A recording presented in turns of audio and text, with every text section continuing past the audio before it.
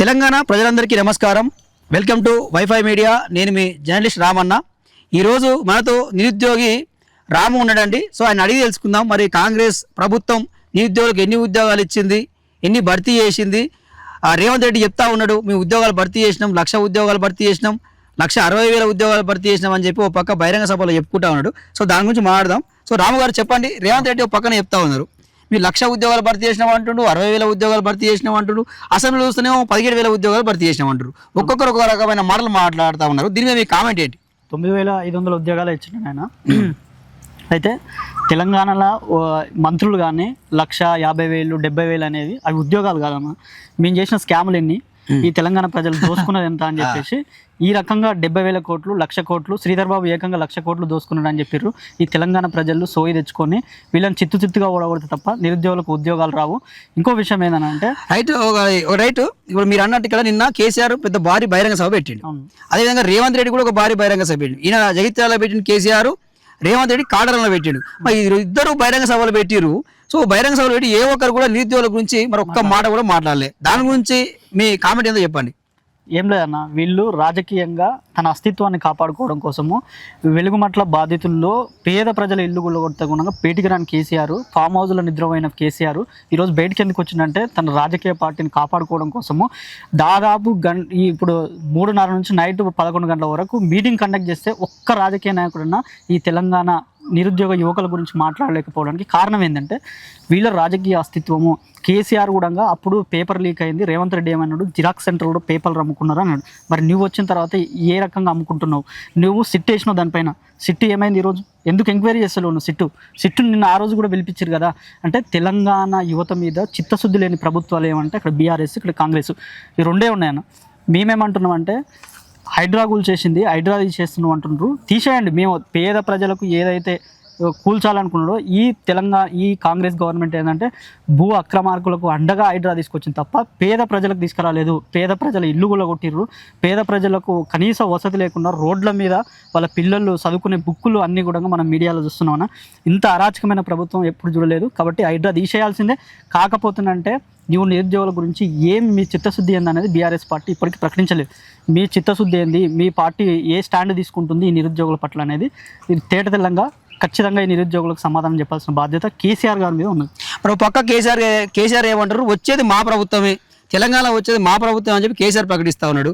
రేవంత్ రెడ్డి నిన్న కాటర్లో ఏం ప్రకటిస్తారు, మరో 10 ఏళ్ళు మా ప్రభుత్వం ఉంటుంది, ప్రజాపాలనే ఉంటుంది అని చెప్పి ఆయన ప్రకటిస్తూ ఉన్నారు.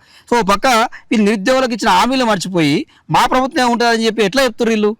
ఒకటేనా, కేసీఆర్ గారు ఏదైతే నెక్స్ట్ మళ్ళీ మన ప్రభుత్వం వస్తా అన్నప్పుడు నీ చిత్తశుద్ధి ఏంది? ఈ తెలంగాణ బిడ్డల పైన నీకంత సోయి ఉంటే నువ్వు మళ్ళా వస్తావని అనుకుంటే నువ్వెందుకు వెలుగుమట్లలో కూల్చినప్పుడు, పేద ప్రజల ఇల్లు కూల్చినప్పుడు ఎంతో మందికి అంటే అక్కడ కేటీఆర్ స్పందించిండు, బీఆర్ఎస్ నుంచి మాట్లాడారు కదా. కేసీఆర్ అనేది తెలంగాణకు ఒక ఐకానిక్ ఉద్యమకారుడు. ఎవరు అవునన్నా కాదన్నా తెలంగాణకు ఒక ఉద్యమానికి నాయకత్వం వహించిన వ్యక్తి కేసీఆర్. ఒక మాట చెప్తే ఈ తెలంగాణ ప్రజలు నమ్ముతారు. మేము కేసీఆర్ చెప్పిందేనే మేము నమ్ముతాం. యువతగా మా కేసీఆర్ అంటే ఆదర్శం ఉండొచ్చు, ఇక ఆయన పెద్ద అయినా ఉద్యమ నాయకుడు ఉండొచ్చు. కానీ నువ్వు తెలంగాణ యువత పట్ల నీ భరోసా అయింది, తెలంగాణ ప్రజల పట్ల నీ భరోసా అయిందని మేము అడుగుతున్నాం. మీ ప్రభుత్వం రావాలని అంటే ఫామ్ హౌస్లో ఉంటే రాదని నేను చెప్తున్నాను.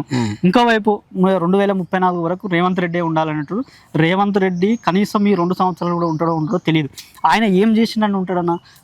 నిరుద్యోగులు ఇవ్వలేదు, ఉద్యోగాలు ఇవ్వలేదు, మహిళలకు పెన్షన్ పెంచినని అది ఇవ్వలేదు. తర్వాత 2,500 అది ఇవ్వలేదు. శ్రీనిధిలో 1,000 కోట్ల స్కామ్ చేసిండు, అది ఇవ్వలేదు. 4,000 పెన్షన్ ఇవ్వలేదు.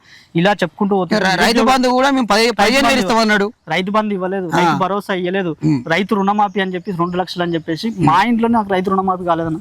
2 లక్షల లోన్ 2 లక్షలు భర్తీ అన్నాడు. మీరు తీసుకున్న 1,00,000 ఇప్పటి వరకు రైతు రుణమాఫీ కాలేదు. అంటే ఇప్పుడు మీరు అమలుగానే చెప్తున్నారు, వాళ్ళ పక్కేం చెప్తున్నారు, మేము ఫ్రీ బస్సు ఇచ్చినామని చెప్తుర్రు, ఫ్రీ కరెంట్ ఇచ్చినామని చెప్తుర్రు, మహిళలకు వడ్డీ లేని రుణాలు ఇచ్చినామని చెప్తా ఉన్నారు, మేము ఇందిరమ్మ ఇండ్లు ఇచ్చినామని చెప్తుర్రు, ప్రతి ఒక్కరికి రేషన్ కార్డు ఇచ్చినామని వాళ్ళు చెప్తా ఉన్నారు. మరి అన్న ఇప్పుడు వాళ్ళు ఏదైతే ఫ్రీ బస్సు పెట్టిండ్రు అన్నారో పోదాం, తెలంగాణ మారుమూల ప్రాంతాల్లోకి వెళ్ళను.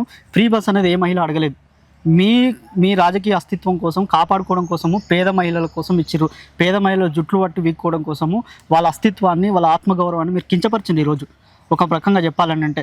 ఇంకోటి మీరు ఏదైతే చేస్తున్నారో ఈ మహిళలకు వడ్డీ లేని రుణాలు అనేది ఇప్పటివరకు ₹1 ఇవ్వలేదు. ఇచ్చిందని సీతక్క కానీ డిప్యూటీ సీఎం కానీ వచ్చి చెప్తే ఛాలెంజ్ చేస్తున్నా, ₹1 తెలంగాణ ఆడబిడ్డలకు ఇచ్చినట్టు నిరూపిస్తే నేను అమరవీరుల స్తూపం దగ్గర ముక్కు నేలకు రాస్తా. ఇది నేను చెప్పదలుచుకున్నది. వీళ్ళు చేసింది ఏం లేదన్నా, నెక్స్ట్ కూడా ఈ ప్రభుత్వం రాదు. ఈ తెలంగాణకి ఏంటంటే ప్రత్యామ్నాయం వచ్చే విధంగానే ఉండాలి, ఈ తెలంగాణ అస్తిత్వం ఉండాలి. నీళ్లు నిధులు నియామకాలు అయితే ఏ రకంగా మనం ట్యాగ్ లైన్తో వచ్చినామో, ఈరోజు అన్ని నీళ్లు నిధులు కాళేశ్వరం కమిషన్ ఎక్కడ పోయిందో తెలియదు, తర్వాత ఫార్ములా 1 రేస్ ఎక్కడ పోయిందో తెలియదు, తర్వాత ఫోన్ ట్యాపింగ్ కేసు ఎక్కడ పోయిందో తెలియదు. ఇవల్ల ఎవరు అడగాలన్నా? ప్రతిపక్షాలు ఎక్కడ పోయినాయి? ప్రతిపక్షాలు ఏమీ మాట్లాడవు. నువ్వు కేసీఆర్ ఏమంటే వెలుగుమట్ల రావాలని అంటే నాకు కత్తి ఇచ్చి కత్తి ఆంచేతులు నన్ను యుద్ధం చేయమంటారు. నీకు కత్తి ఆల్రెడీ ప్రజలు ఇచ్చిండ్రు. ఒకటి మరి 10 ఏళ్ళు పరిపాలించింది ఈ తెలంగాణ ప్రజలే కానీ అవకాశం ఇచ్చిన రోజు హైడ్రా తీసుకొచ్చిందే మేము అని చెప్పారు.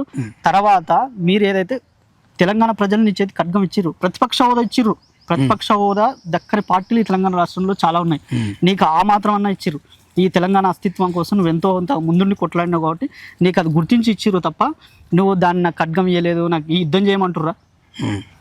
ఈ తెలంగాణ ఆడబిడ్డల పక్షాన, ఈ తెలంగాణ ప్రజల పక్షాన నేను నిలబడమని చెప్తున్నాను. ఒక పెద్దన్నలాగా, ఒక పెద్ద నాయకుడుగా, ఈ తెలంగాణ అస్తిత్వం కోసం పోరాడిన వ్యక్తిగా నేను చెప్పదలుచుకున్నాను.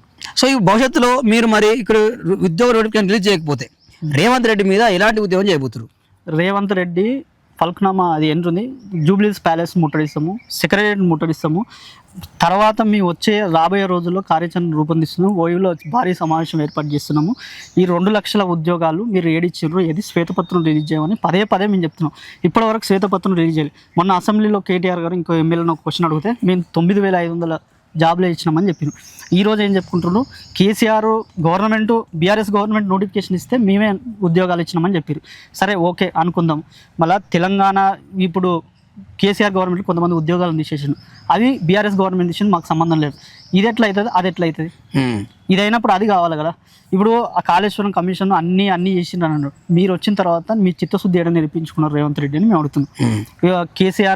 కేసీఆర్ని గద్దె దించుతూనే కేసీఆర్ ఇంట్లో 4 ఉద్యోగాలు ఇచ్చిండు, మన ఇంట్లో పిల్లలకు ఉద్యోగాలు లేవు, మీ అమ్మా నాన్న మెడల మీద ఉన్న పుస్తకాలు తాడం వచ్చి ఈ సెంట్రల్ లైబ్రరీలో మాట్లాడిన వ్యక్తి రేవంత్ రెడ్డి. ఈ రోజు ఎందుకు కనిపిస్తలేము మేము అని, ఈ రోజు మా తల్లుల పుస్తకాలు తాడు మీకు కనిపిస్తలేవా? మా అమ్మా నాన్నలు ఆత్మహత్యలు చేసుకుంటుండ్రు. ఈ రోజైతే నేను తెలంగాణ యువతకు ఒకటే చెప్తున్నా, 1200 మంది ఆత్మ బలిదానాలు చేసుకున్నారు, అందులో ఒక్క కుటుంబం అన్న బాగుపడింది. ఈరోజు ఒకసారి అర్థం చేసుకోండి, మన చావు పరిష్కారం కాదు. గద్దె దించే వరకు ఉరికిచి తన్నాలి ఈ ప్రభుత్వాలని, ఈ రాజకీయ నాయకుల్ని తంతే తప్ప మనకు ఉద్యోగాలు రావు. ఈ నేల అస్తిత్వం కోసం పుట్టింది. ఈ నేల ఎప్పుడైతే అణిచివేయబడుతున్నారో అప్పుడే ఉవ్వెత్తున ఎగిసింది ఈ నేల చావుకు పరిష్కారం కాదని చెప్పేసి నిరుద్యోగులకు నేను చెప్తున్నా. ఖచ్చితంగా ఎవ్వరు కూడా ఆత్మహత్య చేసుకోవద్దు. మనం అందరం కలిసి కొట్లాడదాం. సమస్యలు అందరికీ ఉన్నాయి. ఈరోజు ఇంతవరకు వచ్చినామంటే కనీసం మాకు పెట్రోల్ కూడా లేదు, అయినా మేము వస్తున్నాం. కాబట్టి ఇది మాత్రము బతకాలనుకుంటే మార్గాలు చాలా ఉంటాయి. చావు పరిష్కారం కాదని చెప్పేసి నేను తెలంగాణ నిరుద్యోగులకు చెప్తున్నా. మన అన్నలు మన అక్కలు అగ్నికి హౌత్ అయినరు. ఈరోజు వాళ్ళ కుటుంబాలు రోడ్డు మీద పడ్డవి. ఈరోజు కేసీఆర్ గద్దెనెక్కిండు, 1000 కోట్లు దోసుకున్నాడు. ఈరోజు రేవంత్ రెడ్డి కూడా దోసుకుంటుండు. కాబట్టి ఇది మీరు పరిగణలోకి ఉంచుకోవాలని చెప్పేసి నేను తెలంగాణ నిరుద్యోగ యువతకు అప్పీల్ చేస్తున్నాను. సో ఇదండి, ఎవరు కూడా ఆత్మహత్యలు చేసుకోవద్దు, ఇది పరిష్కారం కాదు. ఇది పౌరుషం గల గడ్డ, తెలంగాణ గడ్డ, పోరాటాల గడ్డ. మనం పోరాడదాం, ప్రభుత్వం మీద కొట్లాడదాం. మన ఉద్యోగం అనేది మన హక్కుగా మనం తీసుకుందాం, మనం కొట్లాడదాం, పోరాడదాం అని చెప్పి రాము గారు అయితే పిలుపునిస్తూ ఉన్నారు. మీరు ఉద్యోగ నోటిఫికేషన్ రిలీజ్ చేయకపోతే మాత్రం భవిష్యత్తులో భారీ ఉద్యోగం ఉంటుంది. మీ ఇల్లు ముట్టడిస్తాం, సెక్రటరీ ముట్టడిస్తాం, అసెంబ్లీ ముట్టడిస్తాం అని చెప్పి కూడా చెప్పడం జరుగుతూ ఉంది. సో మీరు ఇంకా కూడా నోటిఫికేషన్ వేయకపోతే మాత్రం వచ్చే ఎలక్షన్లో మీ కాంగ్రెస్ పార్టీ అభ్యర్థులు అందరూ కూడా ఓడగొడతాం, మీ ప్రభుత్వం లేకుండా చేస్తామని చెప్పి, రాకుండా చేస్తామని చెప్పి కూడా వాళ్ళు ఈరోజు హెచ్చరిక జారీ చేయడం చూస్తూ ఉన్నాం. సో రేవంత్ రెడ్డి ఇప్పటికైనా బుద్ధి తెచ్చుకో, సోయి తెచ్చుకో.